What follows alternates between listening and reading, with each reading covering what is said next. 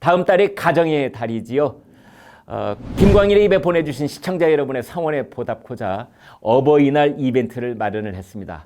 5월 8일부터 사흘간 국민가수 엘레지의 여왕 이미자 씨가 세종문화회관에서 노래 인생 60년을 마감하는 고별 무대를 갖습니다. 지금 이 아래에 나가는 홈페이지 리미자.조선.com 여기에 응모를 하시면 추첨을 통해서 15분을 선정해서 로얄석 2장씩 드리겠습니다. 4월 30일 오후 6시까지 신청하시면 됩니다.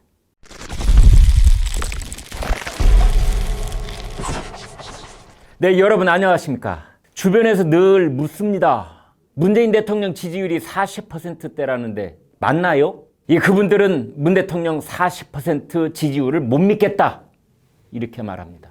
여론조사 조작설까지 제기하면서 고개를 갸웃하지요. 그런 분들은 자기 주변 사람들은 하나같이 문재인 정부를 싫어한다. 도대체 40%가 말이 되느냐? 아마 10 내지 20% 정도일 것이다.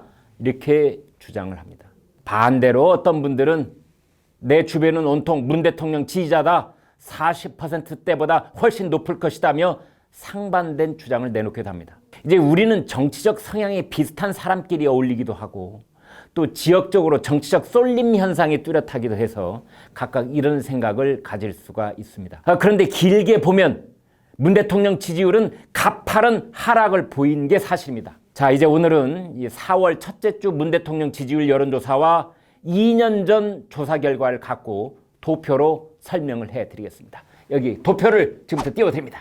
먼저 지역별로 보면은 서울이 가장 두드러지게 문 대통령 지지율이 폭락을 했습니다.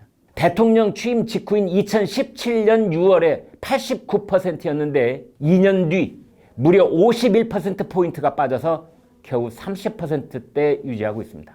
또 나이별로 이번에 볼까요? 20대가 가장 급격한 변화를 보이고 있습니다. 지난 2년 자그마치 53%포인트가 떨어져서 원래는 94%였는데 지지율이 41%가 되고 말았습니다. 자, 이번에는 직업별로 한번 나눠볼까요? 학생들, 문 대통령을 가장 싫어하는 것으로 나타났습니다. 이태 전에 94%였던 지지율이 겨우 33%가 되고 말았습니다. 무려 61%포인트가 허공으로 날아가 버렸습니다.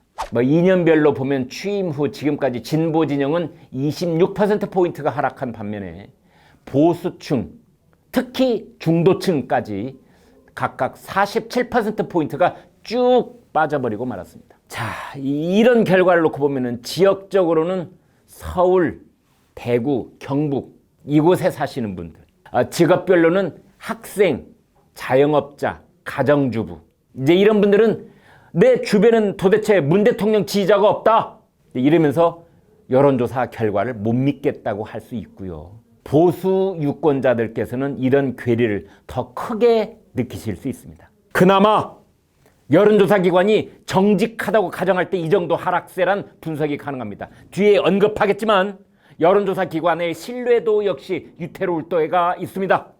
전문가들은 1년 뒤 총선에서도 역시 부동층이 승패를 가를 것으로 봅니다. 부동층은 스윙 보터 이렇게 영어로 말합니다. 스윙 왔다 갔다 한다는 뜻이죠.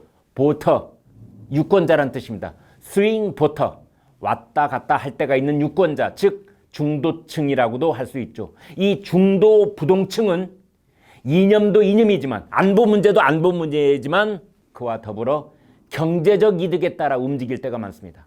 중도 부동층은 본질적으로 산토끼입니다. 문 대통령 입장에서는 핵심 지지층인 집토끼만 남고 산토끼는 다 떠났다는 분석도 가능합니다. 또 하나, 20대와 학생들은 더 이상 문재인 정부의 핵심 지지층이 아닙니다. 선심성, 퍼붓기, 현금 살포 이런 비난을 들으면서까지 그토록 많은 정책을 내놓았지만 20대들은 의외로 합리적이고 현실적으로 판단을 합니다. 특히 20대 남성은 매우 보수적 성향을 보이고 있습니다. 다음에는 정당별 판세를 잠깐 보겠습니다. 지금 표에서 보는 것처럼 서울, 인천, 경기, 호남 이 서쪽 라인에서 더불어민주당이 우세를 보이고 있습니다. 반면에 자유한국당은 강원, 영남 이렇게 동쪽 라인에서 주도권을 확보했습니다. 이번에도 역시 정당 지지율은 동쪽과 서쪽의 양분화 현상이 두드러지고 있습니다. 오늘 소개한 여론조사 결과는 한국갤럽과 리얼미터 두 곳에서 조사한 것을 토대로 했습니다. 그런데 리얼미터가 최근 비난에 휩싸여 있죠. 얼마 전 리얼미터는 이미선 헌법재판관 후보자에 대해서 부적격 55%, 적격 29% 이런 결과를 발표를 했습니다. 그런데 다음 날 이해찬 더불어민주당 대표가 이런 말을 했어요. 이미선 후보자는 중대한 흠결이 없다. 여론조사를 다시 한번 하면 더 좋게 나올 것이다. 이렇게 얘기를 했습니다. 그런데요, 아니나 다를까 정확하게 딱 이틀 뒤 리얼미터는 이미선 재판관 임명에 찬성한다 43%, 반대한다 44%, 거의 똑같은 결과를 새로 발표를 했습니다. 아니 어떻게 단 이틀 만에 똑같은 여론조사 기관이 조사하고 발표한 내용이 완전히 뒤집힐 수가 있습니까? 그런데 알고 보니 앞에 조사 때는 이 후보자의 헌법재판관 자격에 대해 어떻게 생각하는가? 이렇게 물었고 이틀 뒤 여론조사 때는 문 대통령이 청문 보고서를 국회에 다시 요청했다. 문 대통령이 이 후보자를 헌법재판관으로 임명하는 것에 대해 어떻게 생각하는가? 이렇게 물었습니다. 제가 이걸 좀 해석을 해보겠습니다.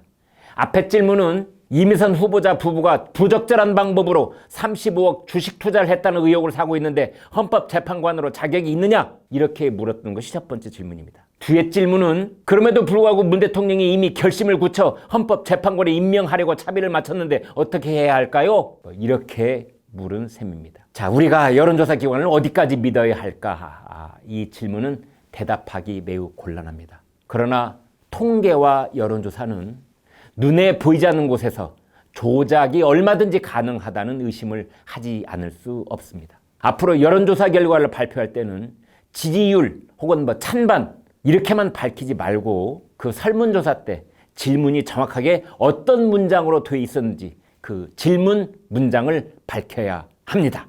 김광일의 입에 공감을 하시면 구독과 좋아요를 눌러주십시오. 고맙습니다.